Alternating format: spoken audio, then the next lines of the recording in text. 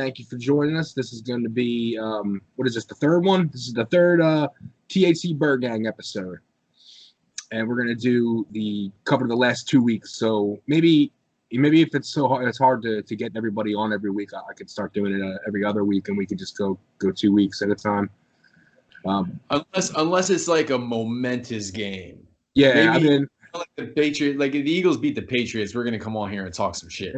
Hopefully, man. Everybody. It's hard. It's hard to get everybody that has like jobs and because my schedule's so fucked up that only Tuesdays are around. Everybody's got stuff to do with kids and fucking girls, wives, shit like that. So that's whatever. So I want to go back to 2 weeks ago to the Thursday night game with Green Bay.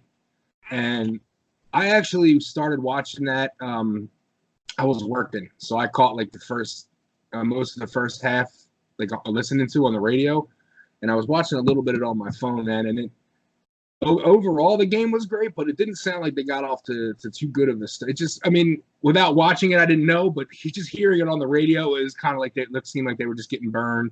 Devontae Adams was fucking killing it, and yeah, they were. It was scary because this season they've gotten into this habit of getting out to slow starts. So right out of the gate, I think it was 10-0. I think Packers got either a 10-0 or it was 10-0.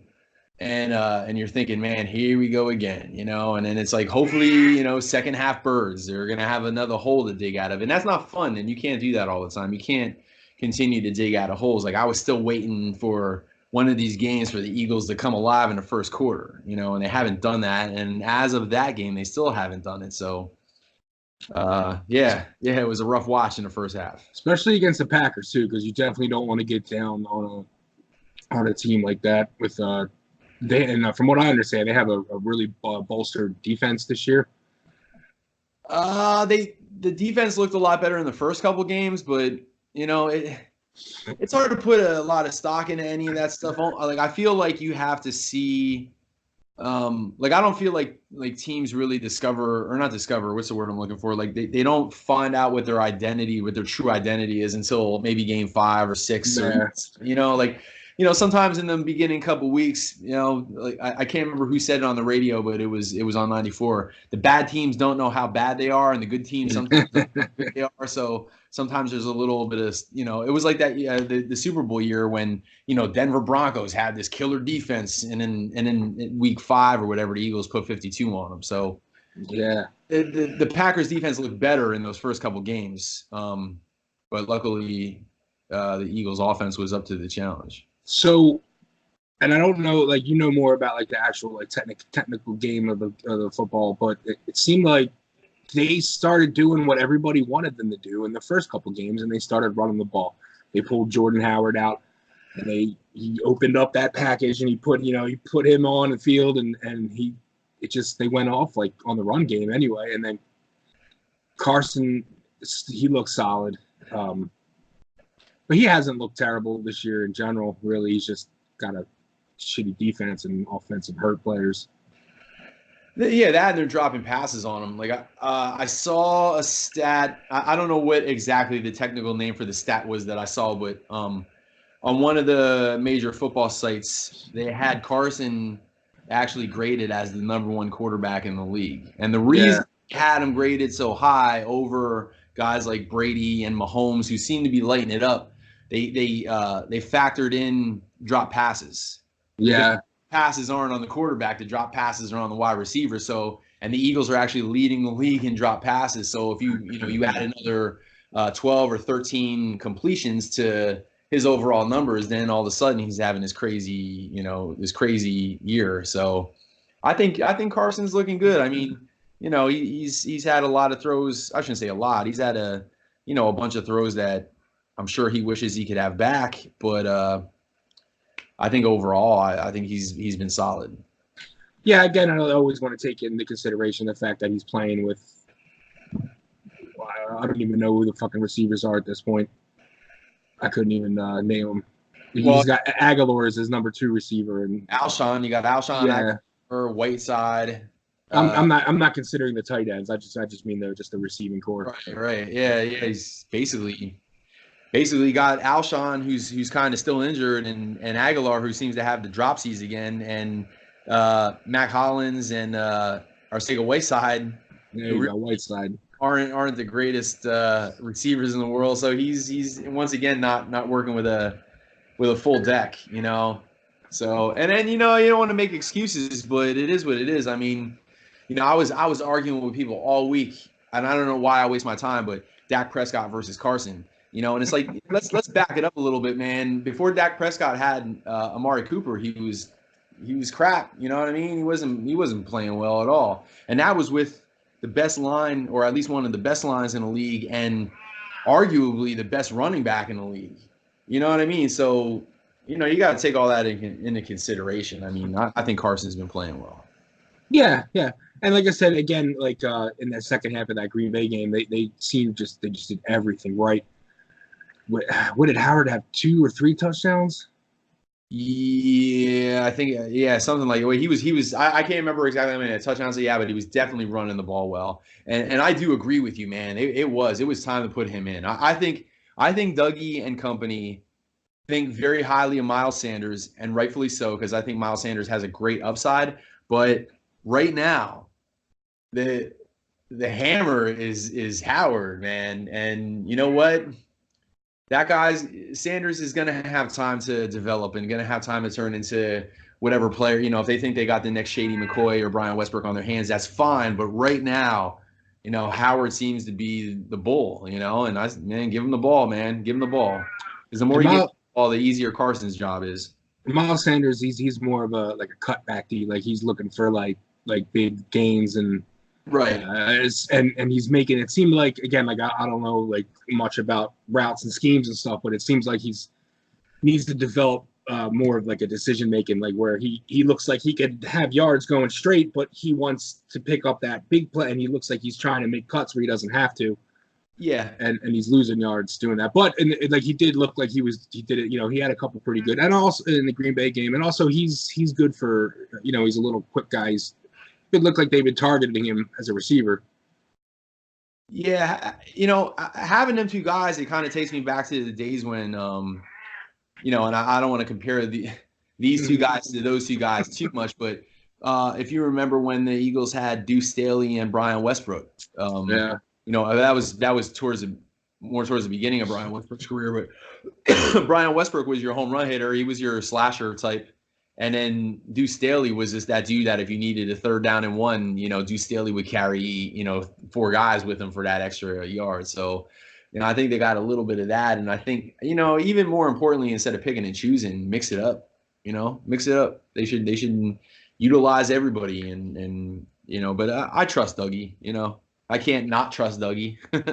It seems some people think have the mentality like, and this is like a thing with hockey where they kind of have like a saying like where if you have 2 good goalies, then you kind of don't have a goalie because you're constantly switching. It's better to have one solid guy, and some people have that mentality with the running backs too, where they don't really. I don't see people not really liking the committee, and they just kind of want like a number 1 guy. But I like the situational thing. It seems to me like having more weapons is never a bad thing. So. I all those people, I disagree with all those people. I mean, yeah, sure. It would be nice to have a guy like, I hate to say it, but it would be nice to have a guy like Zeke Elliott or, who else is out there? The guy from the Rams, obviously not this year because he hasn't been playing a whole lot, but Todd Gurley, one of those guys. Yeah, it would be great to have one of those guys, but not everybody has one of those guys, and I like the mix up. I like the mix up. I like, not knowing what's coming as far as if from the point of view of the defense. And Deuce Staley's he's the running back coordinator, right? Right. Yeah. So he's used to that, having that, double back situational play in their play. So that kind of makes sense that he would be doing it. All right. Running back's always been my favorite position, man. I always gravitated toward especially with Westbrook and Shady. I like Shady a lot, but it's just like off the field antics kind of bum me out a little bit. But Westbrook always seemed like that whole team, like that was like a real cool team because they were awesome to watch, and they all seemed like good dudes, like Dawkins and Trotter and Westbrook. They all seemed like good dudes off the field too. And maybe not McNabb, but the and then when they had that and this is kind of like a tangent, but and then when they had that Chip Kelly team and it was like Vic and Shady and none of them dudes seemed to be you didn't like I don't mean to say relatable because you can't really relate to a professional athlete, but they didn't seem like people that they I don't know what I'm trying to say. Well, I think I know what you're trying to say, but I think the most relatable team, and it's easy to say this because they won the Super Bowl, so it's like, yeah. But the Super Bowl team was very relatable. Yeah. Because they, especially from the standpoint where they won games with a lot of backups and a lot of throwaway players. The backup quarterback that almost retired because he wasn't playing the game well anymore when he was with the Rams, and it was a lot of backyard superstars mixed in with the real superstars, and a lot of those backyard superstars kind of carried the team, and we related to those guys because it's like invincible, it's a bunch of scrap heap dudes and backups winning the whole thing. I mean, to me, that's super relatable, or like the Phillies. If we could talk compared to the Phillies, I don't know how much you follow baseball, but like the '93 Phillies, the Darren Daltons, and the Pete Incavillas and all the mullet heads, like them dudes were just were very relatable. And I always love a team like that because you can root for them as a team, but you almost can picture yourself on the team. Like that's just a bunch of dudes that you can picture hanging out and having a beer with. That team didn't seem like a team full of professional athletes. It seemed like a bunch of softball players that were playing baseball, like a bunch of men's league players that were just hanging out, drinking beer. Just fucking eating fried chicken in the clubhouse and drinking beer. The '93 Phillies were the fighting Shitbirds before the fighting Shitbirds existed. Except they were like major leaguers. Yeah, that's kind of like what it reminded me to, like the major league team from the movie. I mean, it's a bunch of fucking, to use your word, a bunch of nitwits. Yeah. Happen to be really good at baseball. But I'm starting to see that like this year, there's a lot of guys that everybody, Malcolm Jenkins seems like a cool dude. Fucking, Carson and Nick Foles, when he was here, everybody loved him, of course. But Alshon too, like he had like a reputation, but I don't know, man. He seemed to have been pretty cool when he's been in here. Yeah, well, you know what? Winning does that. Yeah, that's true. and you know what? Alshon's really not going to have a whole lot to say because he probably still got to have that drop from last season in the back of his head. So I got a little bit of extra chip on his shoulder, and a little bit more incentive to be a team player and to take the team a little further this year. Based on that. Yeah. So we'll get to the Jets game now, and obviously, that game, they rolled that team and they were supposed to, and that's one of the things that I liked about that Super Bowl team is they didn't play down at all. They seemed to roll over all the team that they were supposed to do.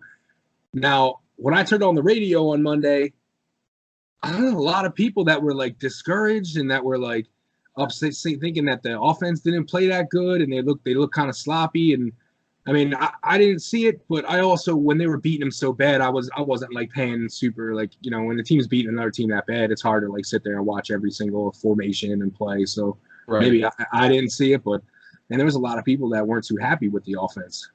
All right, so I'm gonna talk you off the ledge with. Oh, not me. I was happy as shit to get a win, man. That's all I give a fuck about. But well, I'm gonna talk everybody else off the ledge with three simple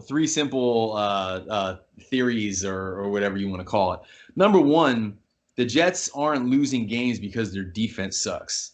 The Jets are losing games because their offense sucks. It's true. I'm not gonna say that they have a stellar defense, but they got a pretty decent defense.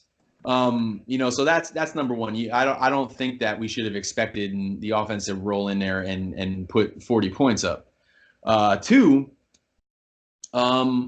being that they were a little bit of an inferior team and the Eagles did get an early lead on them and started to run away with it, I could see Dougie dialing back the playbook.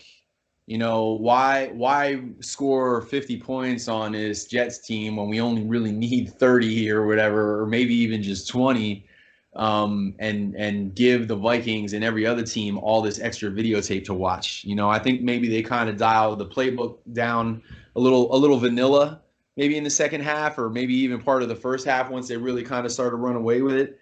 And last but definitely not least, so Eagles had a pick six. They had Orlando Scandrick, who just took the ball out of the quarterback's hands and ran back for a touchdown. And Corey Clement had a fumble on a kickoff or a punt or a kickoff. Was it a kickoff or a punt that he fumbled? I think it was a punt. Yeah. Anyway, that's 3 times where the Jets got the ball back to back, which means the Eagles offense just didn't get the ball. So that's taking possessions away from the Eagles offense. So now if the Eagles had 3 more possessions, maybe they score more points. You know what I mean? So the fact that they only put up 17, you know, that the fact that they had less possessions in the game gets lost in all that. You know what I mean? Like, but it's the damn truth. It's exactly what happens. When your defense is scoring touchdowns, the offense doesn't get the ball. Yeah. So one thing too that I want to mention before the idea slips out of my head, but there was, and not to agree with all those people that were being like really down about it, but there was, I think, 3 different situations in that second half where the Eagles had really, really good field position, and I don't know if they got any points out of it. There was I think they stopped the Jets on a 4th down try. And then I think they got the one was an interception, I think, that they got. Right.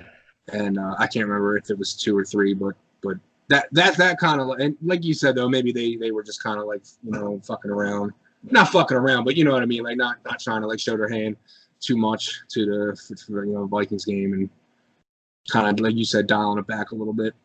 By no means do I think they played a great game. I think they played a decent game, and I think and this isn't an excuse. This is something that they need to clean up.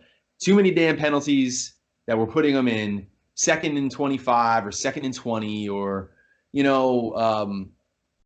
even a good offense. And when you put them in 2nd and 25, you know, that's that's a big thing to overcome. So a lot of, if they would have, and it's a lot of ifs, ands, but if they would have cleaned up their penalties, I think they would have scored 10, 14 more points as well.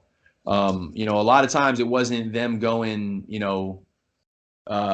down in distance. It was them getting penalties or whatever that was pushing them back to, 2nd and long and 3rd and long, that was kind of screwing them up. Was there a lot of pass interference calls, or was it a lot of holding and shit like that? It was, well, I remember them getting Sproles on the chop block, which, yeah, I think calling Darren Sproles on the chop block is ridiculous because he's like 5'4" or whatever. He doesn't have a choice. Yeah, if he gets down at all into any kind of stance, and they showed, well, if he was a normal sized dude, that wouldn't have been a chop block. It would have been just a double team block. But I guess the rule is if somebody's already blocking a guy and you go low, it's called a chop block. But I mean, he's low, like the dude is low. Yeah, there was a few of those, and I can't remember. I mean, a couple holding penalties and stuff, which is a big deal. Those are 10 yards.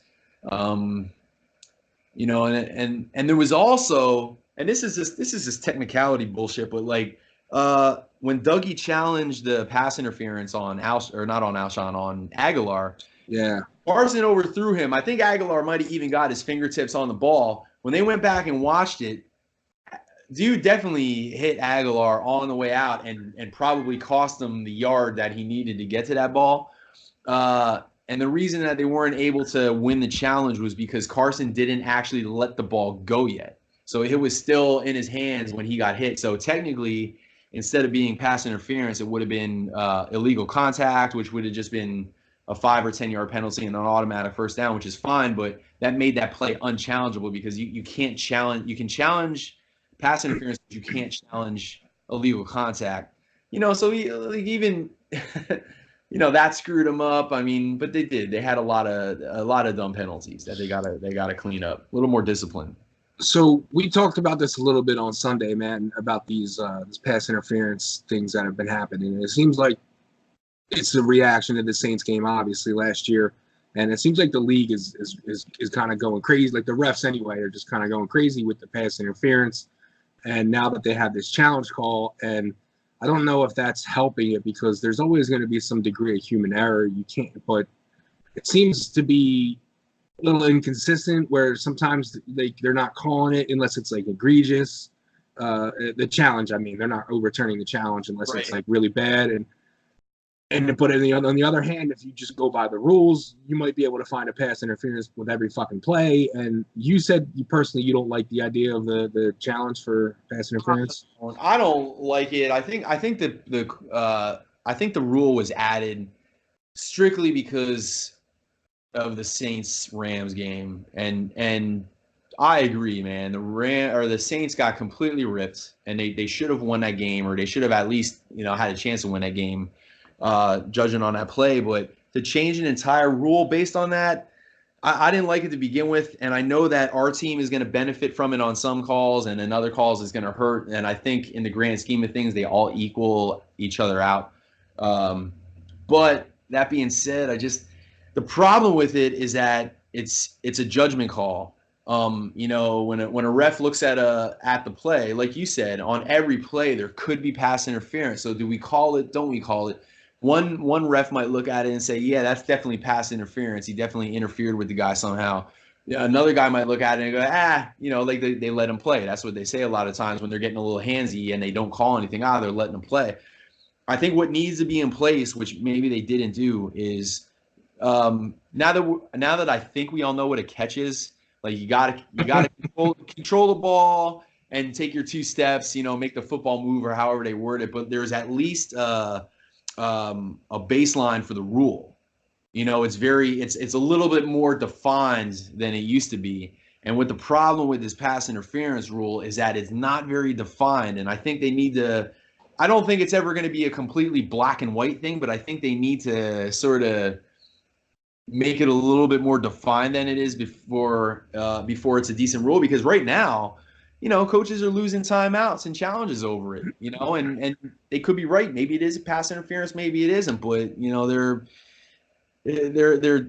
they're making it a guessing game for the coaches on all teams. So, which is why I really don't like it. It seems like you could benefit by it by just taking the chance and throwing the flag. Like, because sometimes people just challenge just to see what happens, but they don't do it a lot because it's not in your favor that it's going to get overturned based off interpretation. But Yeah, it seems like there's basically like a 50-50 shot with the pass interference challenge. Like you could challenge it and maybe that ref wants to or doesn't.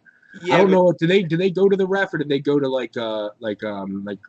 people in the different they're in a box somewhere? I think they go to New York.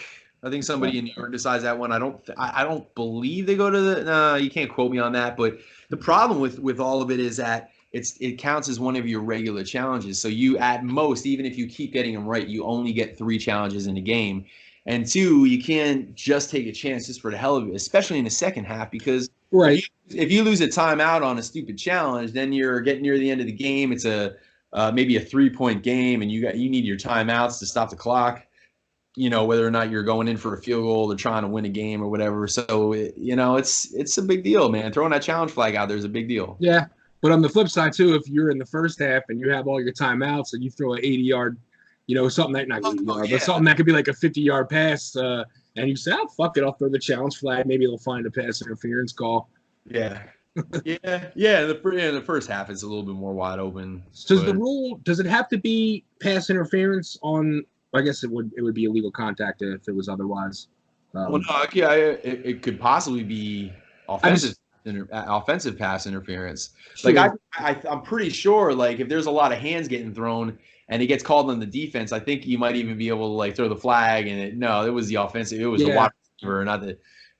Again, I would have to go and actually look at the rule and stuff. But either way, it's not very defined. The line isn't. And the line in the sand isn't definite. It's like, he kind of put a hand on him. He kind of didn't, it's. I equate this to years back when in hockey they had a big overhaul of the rules where there was a lot of there was a lot of shit that were penalties that were happening, but the refs would just let them play. But it was also like, pretty egregious, like hooking and slashing and stuff. So they kind of like lessen the leniency on those things. And for the first like year, there was a fucking 100 penalties a game. And the refs were just going crazy. And then eventually it kind of simmered down a little bit. So I think maybe with the pass interference thing, it's going a little crazy now because it's new. And then once everybody starts getting a handle on it, it'll probably be slowed down a little bit. Yeah, I think they're definitely gonna. I think they're gonna use this season as a kind of an experimentation season, and I can only imagine that there's going to be some amendments to that rule in the offseason after they figured out, you got to try it out. All right, this worked, this didn't work. Yeah. So one last thing I want to ask about, and then we'll wrap it up. I know that the Jets the Cowboys actually. Well, all right. Well, so two more things. I know that the Jets offense really fucking sucks, but it was still nice to see the defense play like they had like the first set. I think Derek Barnett had like 2 hits and a sack in the first set of downs. It was Brandon Graham. Okay. Yep. Yeah. The defense played really well, and even though, everybody's like, oh, well, they should have played like that. Listen, man, if I would have bet money before the game and told you the Eagles are going to sack the quarterback 10 times, they're only going to give up 6 points, and they're going to get 2 defensive touchdowns, anybody would have taken that bet that they weren't. You know what I mean? Like, you could be an all right defense playing against a total shit team, but I think they actually outperformed, to be honest with you. Like, yes, should they have handled that team? Yes, they should have. But to the degree that they handled that team too is what was pretty astonishing. Like, I thought they outplayed themselves, which I like to see. And hopefully, hopefully that was like a big like bolster to the D, like moving forward anyway. Yeah, hell yeah, man. That's listen, they're not stupid. They know they played against a subpar team, but sometimes you need that slump buster, man. You need that slump buster, and then I guess you rolling. It gets the confidence rolling a little bit, And Sidney Jones, I think, is coming back in the Minnesota game, correct? Yeah, he is, and possibility Mills might be back too. Don't quote me on that, but I think he's coming back for either this one or the Dallas game. Not that it matters, but how long did they say Maddox was going to be out? Not as long as we initially thought. You mean initially hoped? You don't like him? I don't like him for the same reason I don't like Matt Collins. Is that he seems to like one of those dudes that like just kind of seems like I don't want to say an asshole because I don't know him personally, so that's not fair. But like when I see him make like pedestrian plays and doing the finger wave and the celebrations when shit that he didn't really do anything. Right before he got hurt in the Green Bay game, man, it was the funniest thing, man. He stopped an end zone pass, right? Touchdown pass. But he did it with a pass interference, and then he got up and he was like, number 1, and waving his finger and shit. And the other guy's looking at him, and the other guy goes, the flag is sitting right there. He just goes, bam, points at the flag. And then he got hurt. It sucks that he got hurt, man. I wasn't happy with him getting fucked up like that or nothing. Like, that wasn't cool. But I don't want to see nobody get hurt. But I don't. You're just not a fan. It's fine. You're not a fan. Yeah. Speaking of some of them, like the new cornerbacks and stuff that we saw last year, what happened to who's the other guy? His name's escaping me right now. So it's like, you can't remember his name, so he couldn't have been that good. But he was another one of them newbies that we saw at the end of last season. Not Avante Man. It'll come to me. You know what? It'll come to me right after you stop recording. If I remember it before that, I'll bring it back up. All right, and we can end this on a good note. How about them boys? Yeah, man. You know what? We knew it was gonna happen. We knew it. You know, like they, you know, all man. Oh, they win 3 games against who? The Giants, the Redskins, and the Dolphins. Is that Yeah, they beat Quakertown High School. They beat Lehigh Valley High School. yeah. And they played Penridge.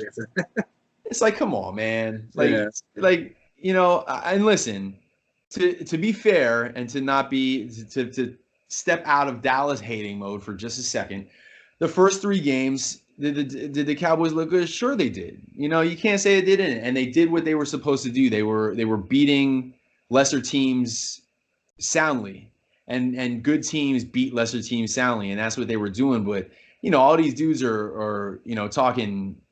Well, by dudes, these idiot head Cowboy fans, they're talking Super Bowl, and it's like, no, wait a second, let's see if they beat somebody like that that can actually play, and and they couldn't even handle Teddy Bridgewater. they couldn't even handle Teddy Bridgewater, man. And you know what? The whole week leading up to that, I was like I said, I was arguing having this asinine Dak Prescott Carson Wentz battle with this one moron, and you know, y'all just got beat by Teddy Bridgewater, and that's a mic drop right there. I don't even have to say anything. They put up 10 points. Yeah, I can't. That's one of the games I'm looking forward to most is the Dallas game, and even if they don't end up looking good, you know, all the way up until then, like division games are always rough. But man, they beat us twice last year, and one of them was some bullshit. And I'm really looking forward to fucking giving them what's what this year. Hopefully, anyway. Yeah, well, you know, the Packers just show that you can run on the Cowboys. You know, the Cowboys were supposed to have this crazy good defense or whatever, and the Packers just ran it down the throat, man. They really did. And they couldn't do that against the Eagles. They were trying to run against the Eagles, and the Eagles, I mean, for all the trash in the backfield, basically, the line, you know, and the linebackers, I guess that front 7, man, they shut the run down. Yeah. So that's you know, it's going to be an interesting matchup because they're basically going to make. I think they're gonna try to take Zeke out of the game, and they're going to dare, you know, they're going to dare Dak to beat him, and hopefully, hopefully the rush, you know, the rush at the front is good enough, and hopefully the cornerbacks, whoever happens to be in at that point, it can handle it. You know, like. But we'll see. It should be a good game. You know, I'm not going to, you know, again, stepping out of the hater shoes for a second, I'm not going to say that the Cowboys are trash, but they're just not as good as, you know, all these idiots made them out to be. You can't deny Zeke Elliott, and you can't deny Amari Cooper. Those 2 guys are amazing players. And, you know, Dak Prescott's just like, I don't want to call him trash, but he's, like you said, he's not, I don't think he's as good as Carson Wentz. But he's average. Yeah. He's overrated. Do you think he's better than Tony Romo? He did win a playoff game in a shorter like it took Tony Romo 9 years to win 2 playoff games. Dak did get a playoff win in you know what 3 seasons or whatever. So he's on pace to win 1 more playoff game than Tony Romo did in his career. Hopefully he doesn't. By the way, Cravon LeBlanc was the name I was trying to come up with. What happened to him? Isn't he in the mix anymore? I have no clue. Maybe he didn't make the team, or I feel like he played really well at the end of last season, like at least enough to warrant, you know, being out on the field instead of Craig James. Yeah. I don't know. Not even sure he's on the team, to be honest. So let me ask you a question before we get out of here. Where's your confidence level? It's like a 2-parter. What's your confidence level on his team from 0 being not very confident at all to 10 being they're rolling on their way to a second championship? Like, where are you at? I'm cautiously confident. I'm at maybe like a 6 or a 7. Yeah. I'm not going to be stomping my feet yelling Super Bowl, you know, yet, but I'm pretty sure that we have a good chance of winning the division.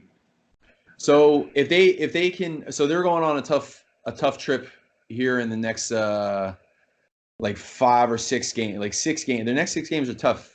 We got the Vikings, Cowboys, Seahawks, Patriots, Bears. and the Bills. Those are the next 6 games. So I figure if they can somehow go 3-3 during those games, that'll put them at 6-5. And then the last 5 games is Cowboys, Redskins, Giants, Dolphins, which at very worst, they're going 4-1 because they're not losing to the Giants, they're not losing to the Redskins, they're not losing to the Dolphins. And then the Cowboys game could be a toss up either way. But so if they go 6-5 and then 4-1, that puts them at 10-6, which would definitely get them into the playoffs. So I'm kind of where you're at. I'm feeling around a 6 right now, confidence wise. Like, I'm not feeling no Super Bowl shuffle at all, but I'm feeling like, they're at least going to get into the playoffs. But if they want to push my confidence level up, I need to see a convincing win against what is a pretty decent Vikings team.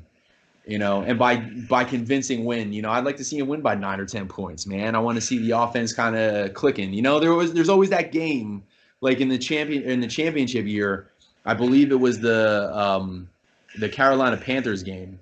It's like, all right, if they can win this game convincingly and show us something, we'll start believing. And they did, man. They went in on a short week and they beat the Panthers, and nobody was giving them a chance to beat the Panthers, and they did it. And after that, they just started rolling. So I feel like if they could beat the Vikings convincingly, I think that's it. I think that'll kind of push my confidence level up.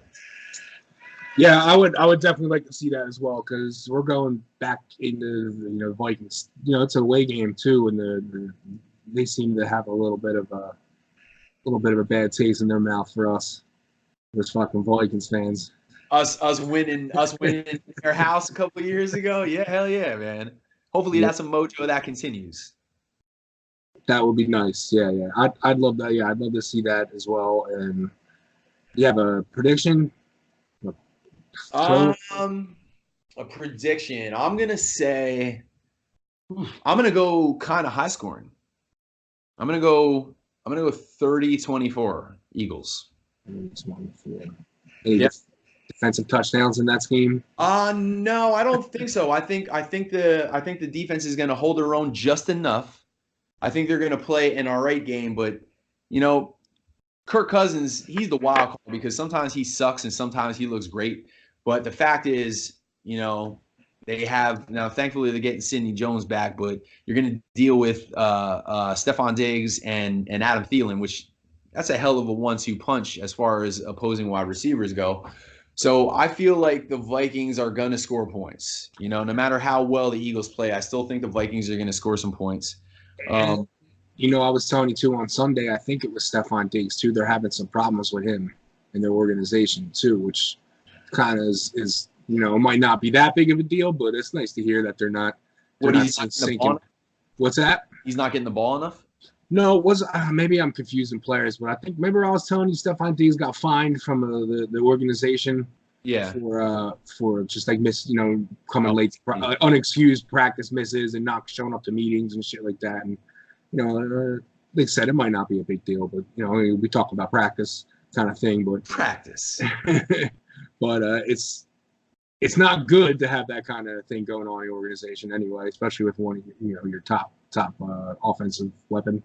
Nah, last time we had a problem with a wide receiver. He was doing sit-ups in the driveway, and we went to the Super Bowl. No, that was after. That was after. I think we were like 4-4 in the first 8 games, and it all was downhill from there.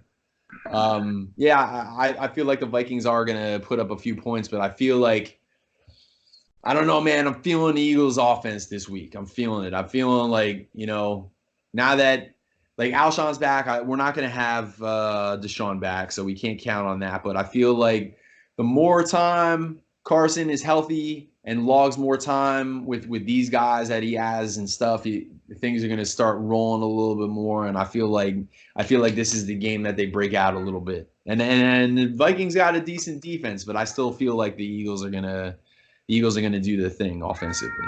Do you think the Eagles bring in somebody on receiver? There's been a lot of talk about maybe going out and grabbing Emmanuel Sanders. I know he's a little older, but it should be better what we got now. I wouldn't mind it. I wouldn't mind it. I mean, Mac Hollins is a special teamer, and even Mac Hollins would tell you that he's a special teamer. Arcega-Whiteside, we haven't really seen enough of him to pass judgment. And, Nelson's got the dropsies again. Hopefully he can break out of that. But that's a major hole on that side of the field, man. Because Alshon's not the Alshon from 4 or 5 years ago either. I mean, he's, Alshon getting older and coming back from a few injuries, Alshon. So he's not the same player he was either. So, outside of the tight ends, he's not really working with a full deck, is Carson. So I wouldn't mind seeing him grab somebody if they can. It would be nice to grab somebody for the year, even though he'd be a little older. He'd still be somebody you could probably count on for a couple passes here and there. Even just like a veteran. So I heard rumors today that Odell Beckham Jr. is not happy out there in Cleveland, and that ain't happening. But man, how awesome would that shit be? on paper, if you could take his personality away from him, it would be great. But I don't like a guy like that on a team, and it's weird because I view him differently than I viewed T.O. Like he's a different kind of pain in the ass than T.O. was, and I don't know if I could really quantify why I feel that way, but he's just a cancer, dude. He's a cancer, and everywhere he goes, it's going to be no good. Was it like T.O. was kind of like an arrogant prick, but Odell Beckham Jr. is kind of he's kind of just like a weirdo. He was a weirdo. He's like a Dennis Rodman type weirdo. Yeah, he's a weird. Like I think the reason I don't consider T.O. a prick is because like T.O. was just an overconfident, cocky player. Nothing else about his game was wrong. He played an awesome game and he worked harder than anybody on the field. I mean, this dude had pins in his ankle or whatever in his foot and came back 3 or 4 weeks earlier than any other normal player would come back and had an unbelievable Super Bowl. I think he caught 9 passes for 130 yards or whatever in the Super Bowl on a foot with pins in it. Like, give me that guy on the team. Like, is he a little arrogant, and he's a little goofy and stuff like that? But, like, that's a hard worker, man, and that's a dog you want in your corner. Like, I'll take that guy. And truthfully, they should have paid him. I know we're not – it's going off on a tangent, but – no, I completely agree. I was bummed out when I wish him and McNabb could have gotten their shit together too, because that would have been great to have them for a few more years. That tandem. He made all the difference with Donovan, because Donovan was always like decent. I wouldn't have said he was great, but he was always a decent quarterback. But when T.O. and him hooked up, boy, it was like the dynamic with it's like when Peyton Manning had Marvin Harrison all those years. Harrison. And you know what I mean? It was just like you knew those dudes were just going to connect and put up mad numbers. And, Donovan and T.O. could have had that. But, I remember I went to a concert when they first got him. They had the first preseason game they played together. And I was at a concert across the street from the I don't know if it was the Link or the Vet. I think it was still the Link. But he came out that first play. He threw a fucking touchdown pass to T.O. in I think it was a preseason game, I'm pretty sure. And I remember I could hear from the parking lot, the whole fucking stadium, it was like shaking. Yep. It was fucking awesome. Yeah, that I would have been really happy to see them play a few more years together. But that's the past. That is the past. And if you've ever seen the butterfly effect, if T.O. stayed with Donovan a couple more years and maybe they don't win, and that just drops a pebble into the lake, and the ripples go out, and maybe down the line we somehow don't end up with Chip Kelly, who destroyed the team, and without Chip Kelly destroying the team, we somehow don't end up with Carson, and then we don't end up with Nick Foles as the backup, and everything changes, and we could be sitting here one Super Bowl short. That's true. So everything happened exactly how it was supposed to happen. So let's end that on the note that we were the Super Bowl champs 2 years ago, and that's awesome. And looking forward to this Sunday. So go Birds, and thanks for coming on. Yeah, and I would like to add for all of Brother Kyle's D-Bird Nest listeners and followers right now that he paid $20 through my Patreon to have me on this podcast. I'll put a link in the description. All right, go Birds. Go Birds.